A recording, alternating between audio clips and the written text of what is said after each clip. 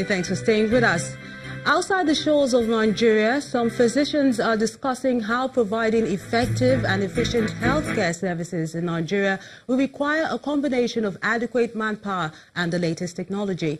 This formed part of the discussions at the just concluded annual convention of the Association of Nigerian Physicians in the Americas. Our correspondent, Yomi Otaibe, reports that medical doctors want the Nigerian government to put more funds in the health sector. Nigerian-born medical doctors practicing in the Americas, which include the United States, Canada and the Caribbean, are gathered here for the association's 24th annual convention in Dallas, Texas. Maternal Child Health Committee. Over the years, this group of doctors has laid on the table health issues that can move their immediate environment in Africa forward, with particular emphasis on Nigeria. This year, the three-day discussions are centered around healthcare interdisciplinary collaboration. So we have seen that there is value in all other interdisciplinary effort when it's introduced to the care of the patient. But when I say this, I'm not talking about the allied health only. I'm also talking about different disciplines. We decided to bring together filmmakers, engineers, project managers, of course the physicians. People continue to leave Nigeria in search of better healthcare in what we call medical tourism. But if we can focus and make sure that our infrastructure, the medical facility that we build, take into consideration all these advancements and equip them with the best possible equipment in the world, Nigeria will continue to enjoy the best of healthcare that the rest of the world enjoy. Technology and information work hand in hand. While the engineering industry has contributed innovations in healthcare technology, these medical practitioners are concerned about the quality, quantity and vehicle of health information in Nigeria, as these factors also determine health outcomes. For example, there is the feeling that Nollywood sometimes propagates superstition as a cause of disease and death. And we would like to work with Nollywood to be able to embed more accurate healthcare messages so that our population can be better informed about the causes of illness and about the appropriate treatment for their illnesses. We'll continue to do our best. We understand it's sometimes difficult to get things done in Nigeria, but we have a lot of well-trained professionals in the U.S., and we are convincing them and wanting to work with their willingness to go into Nigeria to transform the healthcare landscape in Nigeria. At the end of the meeting, officials and members of AMPA agree that equipping Nigeria's public health sector with the latest health technology requires consistent and adequate funding, capacity building of the health workforce, as well as the promotion of equipment maintenance culture. Yomi Otaibe reporting for Channels Television News. More health issues, but this time in Enugu State, southeast Nigeria, where over 1,000 indigents of Agu local government area have benefited from free hepatitis screening organized by the Ima Okeke Reform Foundation in partnership with Shepherd Project to commemorate the 2018 World Hepatitis Day with the theme Test, Treat Hepatitis.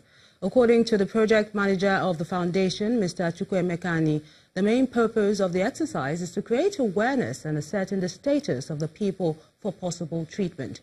He's optimistic that the second phase of the project will cater for 50% of the treatment cost in order to drop the alarming rate of people who die from this disease in Nigeria. According to the World Health Organization, viral hepatitis B and C affects 325 million people around the world, with 1.34 million deaths every year due to lack of global attention. This alarming rate is what has perhaps necessitated this year's theme, Test, Treat Hepatitis.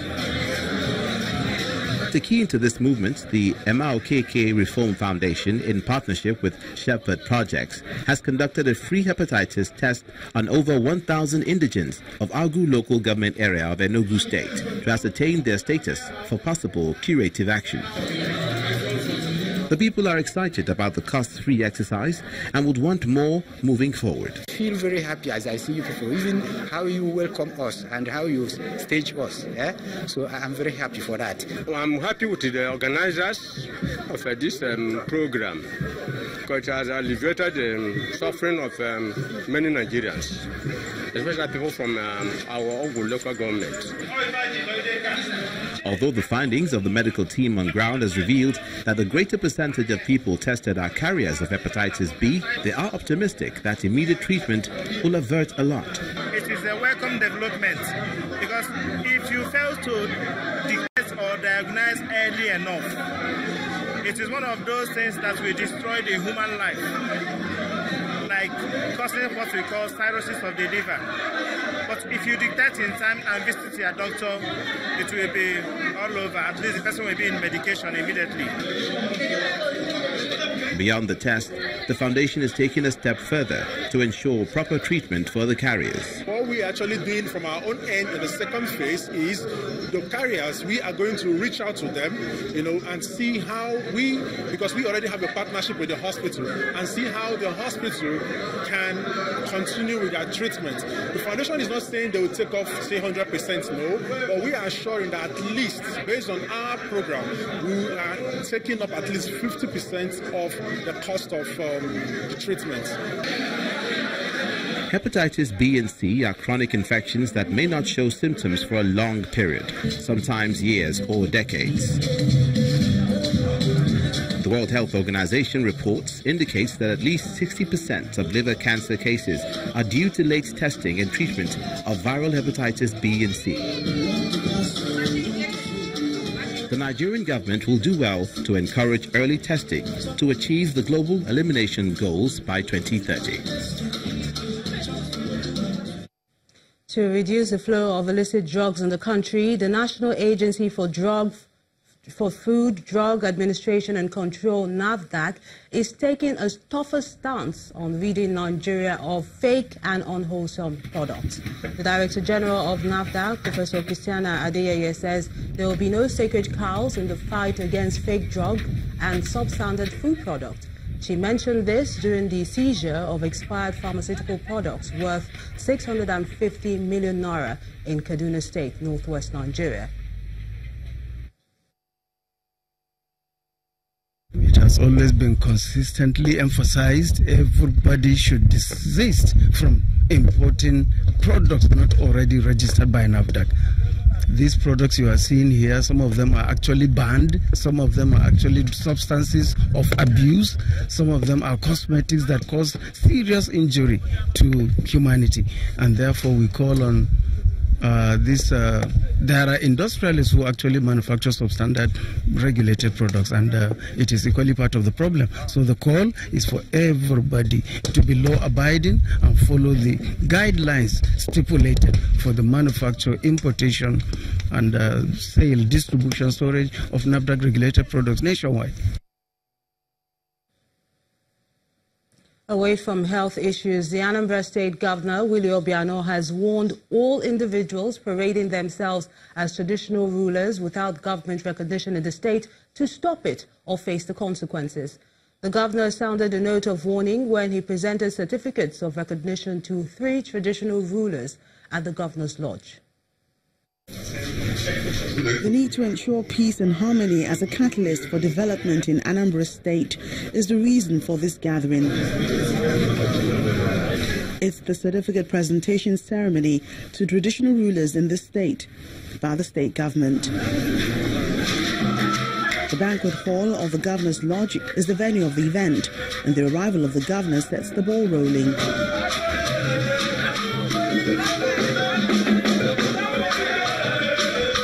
Governor Willie Obiano admonishes the new traditional rulers to always remember that power and traditional legitimacy is solely for the unity and development of their communities. It's important to let the Igwes know that you are not the Igwe of only the people that supported you, no.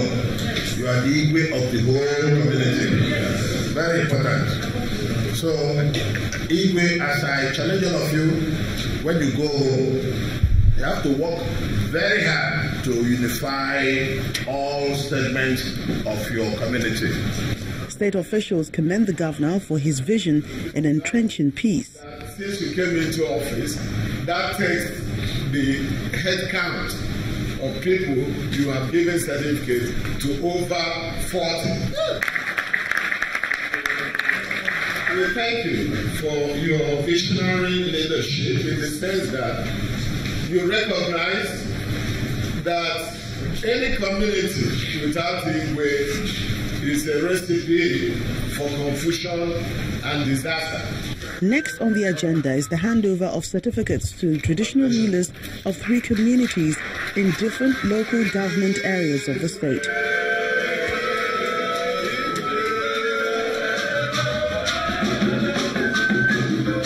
For the Anambra State government, when there's teamwork, wonderful things can be achieved, and in the light of that, it's mandatory that the constitution, customs and traditions of communities are adhered to promote peace and unity.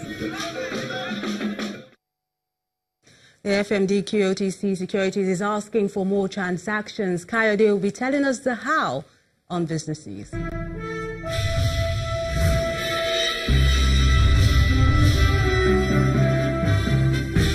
Thank you, Melinda, and you're welcome to the world of business.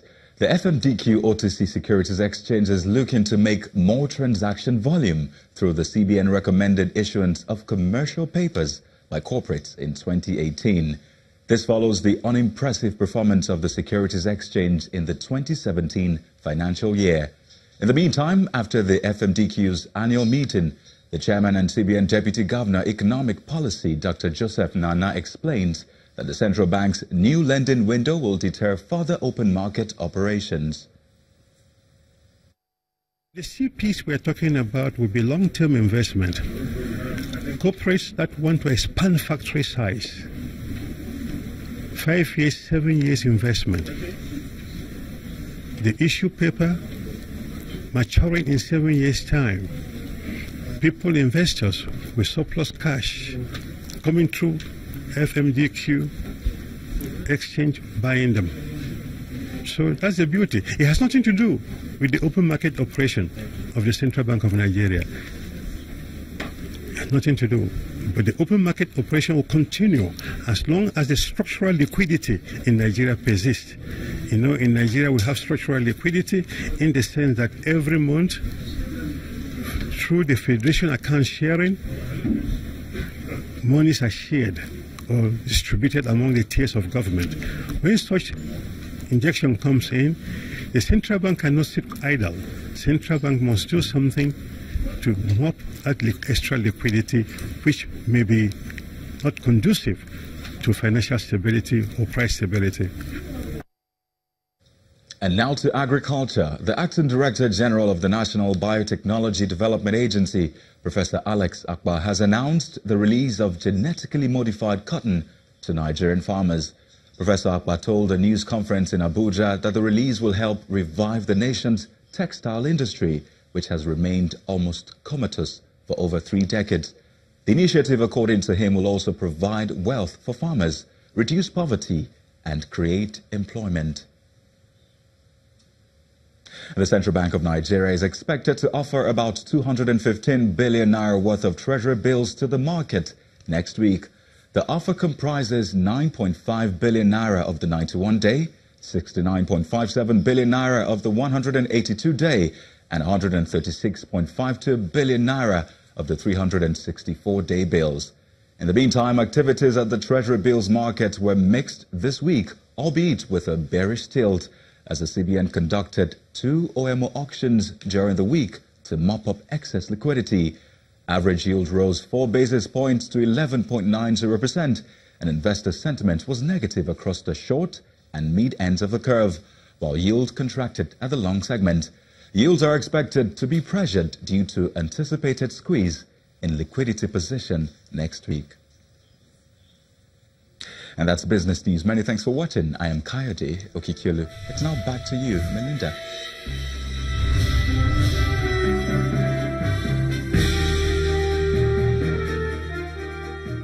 Many thanks, Kayode. Still ahead on the news at 10. Russian President Vladimir Putin presents players and coaching crew of the national football team with state awards after an impressive campaign at the 2018 FIFA World Cup. That's on Sports News. Stay with us.